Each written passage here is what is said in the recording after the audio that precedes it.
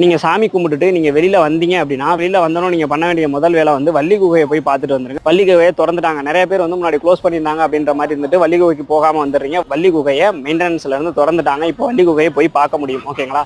வள்ளி குகையை போய் பார்த்துட்டு அங்கே கல்யாணம் ஆகாதவங்களுக்கு மஞ்சள் கயிறை வந்து அந்த குகையில் கட்டிட்டு, இல்லை குழந்தை பாக்கியம் இல்லாதவங்களுக்கு தொட்டியை கட்டிட்டு அங்கே சாமி கும்பிட்டுட்டு நீங்கள் வந்தீங்க அப்படின்னா நேரம் எங்கே வரணும் அப்படின்னு கேட்டிங்கன்னா சாப்பிட்ற இடத்துக்கு தான் வரணும். சாப்பாடு பார்த்தீங்க அப்படின்னா வந்துட்டு நீங்கள் வெளியில் சாப்பிட்டீங்க அப்படின்னா 500லேருந்து 600 ரூபா வரைக்குமே வந்து செலவாகிறதுக்கான வாய்ப்புகள் நிறையா இருக்குது. அதனால் நீங்கள் என்ன பண்ணுறீங்க அப்படின்னு கேட்டிங்கன்னா இலவச அன்னதானம் போடுறாங்க.